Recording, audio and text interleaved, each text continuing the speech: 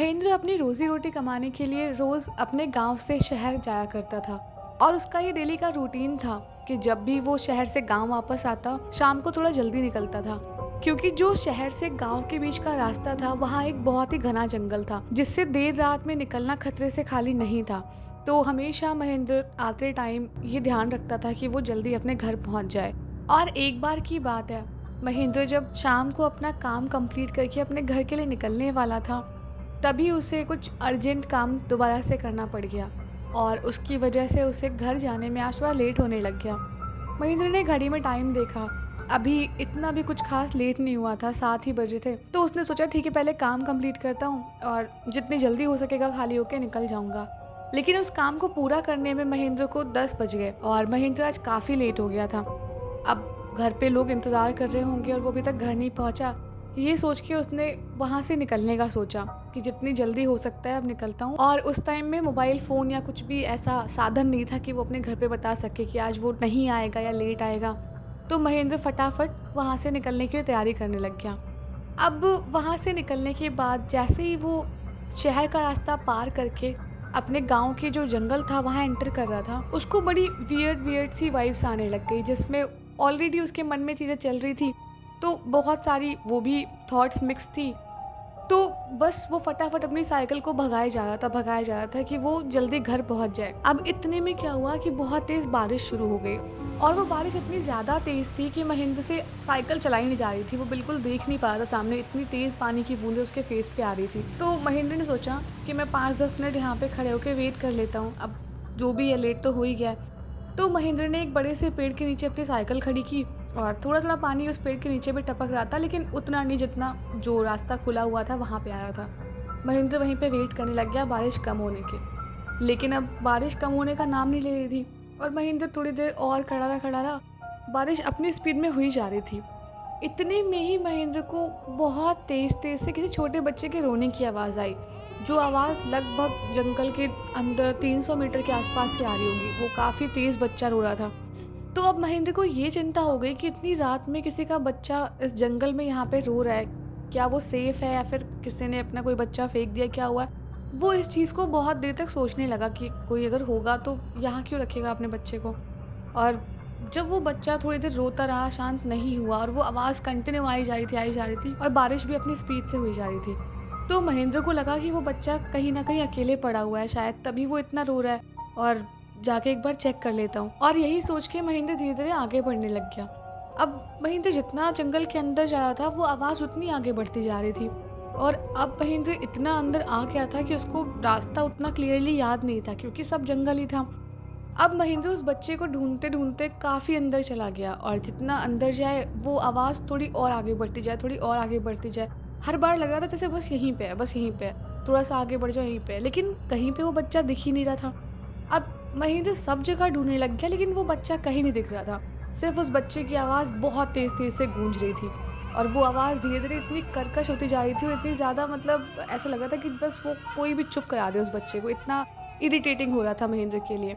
और महेंद्र अब सारी जगहों पे पागलों की तरह ढूँढने लग गया कि वो बच्चा है कहाँ। एकदम से महेंद्र को दूर पेड़ के नीचे ऐसा लगा जैसे कोई छोटा-सा कंबल में कुछ लपेट के किसी ने रखा हुआ है और वो चीज़ थोड़ी-थोड़ी हिल रही थी।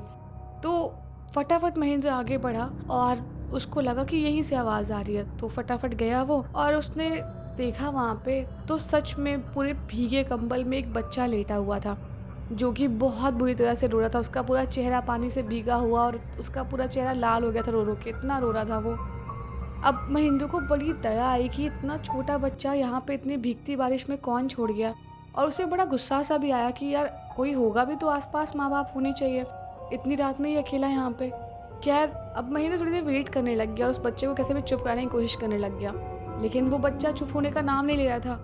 अब महेंद्र ने क्या किया कि 1-2 बारी आवाज़ लगाई कि कोई अगर होगा तो इसको उठा ले जाएगा यहाँ से। अब जब महेंद्र आवाज़ लगाने लग गया तो महेंद्र की आवाज़ पे किसी ने कोई रिस्पॉन्स नहीं किया और महेंद्र को लगा कि ये बच्चा कोई अपना छोड़ गया यहाँ पे, और वो बच्चा बेचारा बहुत बिलख रहा था, बहुत बुरी तरह चिल्ला रहा था। और अब महेंद्र से रहा नहीं गया, उसको लगा कि शायद किसी ने अबेंडन कर दिया इसको, तो इसको मैं ही उठा लेता हूँ। अब महेंद्र भी पूरी तरह से भीग ही चुका था, तो उसने उसको फटाफट उस कंबल जो था वहाँ से हटाया और बच्चे को अपनी गोद में ले लिया और उसको थोड़ा हिला विला के चुप कराने लग गया कि शांत हो जाए। लेकिन बच्चा अभी भी वैसे ही चिल्ला रहा था। थोड़ी देर ऐसे शांत कराने के बाद, उसको थोड़ा बोलने के बाद धीरे-धीरे वो करते-करते शांत होने लग गया और एकदम से बच्चा उसकी गोद में आके कंफर्टेबल हो गया फिर। और अब महेंद्र को लगा कि उसको निकलना चाहिए इस बच्चे को लेके, क्योंकि अब यहाँ तो कोई है नहीं और इतनी रात में बच्चे का यहाँ रहना सेफ नहीं है। तो महेंद्र उसको अपने घर ले जा रहा था और महेंद्र जो रास्ता था जहाँ उसने साइकिल खड़ी की थी, उस रास्ते पे ऐसे अनुमान के सहारे जाने लग गया आगे। अब वो जो जंगल था वो खत्म ही नहीं हो रहा था। महेंद्र जितना भी चल ले, उसको जो मेन रोड जहाँ पे उसने साइकिल खड़ी की थी वो आई नहीं रही थी, ना दिखाई दे रही थी कहीं पे भी दूर दूर तक। अब महेंद्र चलता रहा, वो बच्चा उसकी गोद में ना बड़ा कंफर्टेबल होते होते ऐसे हाथ पैर चलाने लग गया, थोड़ी थोड़ी सी आवाज़ निकालने लग गया और महेंद्र भी उसको ऐसे ही चुप कराते हुए खिलाते हुए आगे बढ़ने लग गया। अब जितना महेंद्र आगे बढ़ते जा रहा था, उतना महेंद्र को उस बच्चे का वेट ऐसा लगा था थोड़ा सा और बढ़ गया, थोड़ा सा और बढ़ गया। और वो बच्चा था उतना ही, लेकिन उसका वेट इतना बढ़ता जा रहा था जैसे कि कोई ऐसा बहुत भारी सामान लेके महेंद्र चल रहा हो। जो बच्चा एकदम अभी बहुत हल्का सा 3-4 किलो का होगा, वो एकदम से लगा जैसे 10-15 किलो का होते जा रहा है। बढ़ते बढ़ते एक ऐसा पॉइंट आया जहाँ पे महेंद्र को लगा जैसे कोई वो बहुत बड़ी बोरी या कोई बहुत भारी सामान उठा रहा है। उससे वो बच्चा उठ ही नहीं रहा था, इतना भारी हो गया। अब महेंद्र समझ नहीं पा रहा था कि वो कैसे उसको ऐसा फील हो रहा है, वो या तो चल नहीं पा रहा है, थक गया है, क्या हुआ है, इतना भारी कैसे फील हो रहा है। फिर भी महेंद्र पूरी ताकत लगा लगा के धीरे धीरे अपने आप को आगे बढ़ा रहा था कि बस पहुंच गए, बस पहुंच गए। अब हुआ क्या कि उसी बीच में जो महेंद्र को कोई डिफरेंस उस बच्चे में नहीं दिख रहा था, एकदम से उस बच्चे का जो शरीर था ना वो बढ़ने लग गया।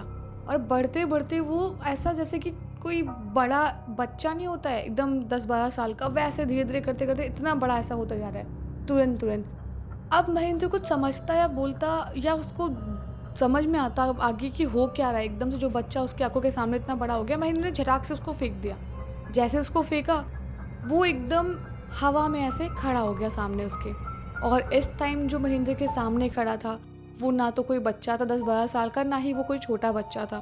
महेंद्र के सामने एक पिशाच खड़ा हुआ था जिसकी आंखें एकदम ऐसे काली हुई पड़ी थी। उसका पूरा चेहरा अजीब सा था, उसके 2 लंबे लंबे से दांत थे और उसके कान इतने लंबे और तिकोने टाइप के, बहुत ही भयानक। और महेंद्र इसको देखते ही बहुत तेज डर गया और महेंद्र उससे पूछने लग गया, कौन हो तुम और तुमने ये सब कुछ क्यों किया मेरे साथ, क्या चाहते हो मुझसे। तो वो सामने से बोलने लग गया कि मैं पिशाच हूँ और अब तुम जब इस जंगल में आ गए हो तो यहाँ से वापस निकलना तुम्हारे लिए भी उतना ही मुश्किल होगा जितना पहले वाले लोगों के लिए हुआ था, और आखिर तक पहुँचते पहुँचते मैं तुम्हें भी मार दूंगा। महेंद्र बहुत तेज डर गया कि भैया इसको तो मैं अच्छा समझ के उठा के लेके आया था और ये तो खुद ही कुछ ऐसा भूत पिशाच निकल गया। अब महेंद्र कुछ बिना देखे समझे आगे भागने लग गया। जितनी तेज महेंद्र भाग रहा है उतनी तेज उसको हंसी की आवाज़ें आ रही हैं। वो जो पिशाच था वो इतनी तेज से हंस रहा था जैसे कि उसको पता था कि आज उसका शिकार उसे मिल गया और जैसे उसने पहले लोगों को मारा है आज इसको मार देगा। और महेंद्र अपनी सुध बुध खो के सीधे भागे जा रहा। आखिर में उसको लगा कि बस वो पहुंचने वाला है। इतने में ही महेंद्र को महसूस हुआ जैसे उसको किसी ने पीछे से पकड़ लिया और जैसे महेंद्र ने गर्दन पलट के पीछे देखा, वो पिशाच महेंद्र के फेस के एकदम सामने था, एकदम सामने। और इतने सामने से एक पिशाच को देखकर महेंद्र बिल्कुल होश खो बैठा। उसे बस अब लगा कि वो नहीं बच पाएगा किसी भी तरीके से। पता नहीं महेंद्र ने कैसे मैनेज किया, लेकिन अपने आप को उसने पूरी ताकत लगाई और तुम छुड़ा लिया पिशाच से और फिर वापस बहुत तेज से भागा। अब जैसे ही वो भागा, उसको लकीली जंगल का जो पेड़ जहाँ से शुरू हुआ था, उसकी साइकिल जहाँ पे उसने खड़ी की थी वो दिखाई देगी। और महेंद्र ने अपनी चप्पलें अपने सब छोड़ी और सीधे भागा, अपनी साइकिल पकड़ी और वहाँ से बहुत स्पीड में साइकिल चलाने लग गया। और जैसे ही महेंद्र साइकिल चला के थोड़ा सा आगे निकला, वहाँ उस जंगल से बहुत तेज चीखने की, रोने की, हंसने की आवाज़ें आने लग गई, जैसे कि कोई बहुत गुस्से में और एकदम फ्रस्ट्रेशन में चिल्लाता नहीं है, उस तरीके की आवाज़ आ रही थी। और महेंद्र बस ये सोच रहा था कि आज शायद उसकी किस्मत अच्छी थी कि वो बच गया और उस पिशाच ने महेंद्र को नहीं मारा और महेंद्र उस पिशाच के चंगुल से बचकर वापस आ गया। और जो अभी महेंद्र साइकिल चला के जा रहा था आगे, उसकी हालत बहुत ख़राब थी, बेचारा काँप रहा था साइकिल में बैठे बैठे अपनी। और महेंद्र पूरी स्पीड में साइकिल चला, जितनी तेज़ चला सकता था साइकिल चला चला के, बस वो उसे घर पहुंचने की थी कि अब घर पहुंचे फटाफट।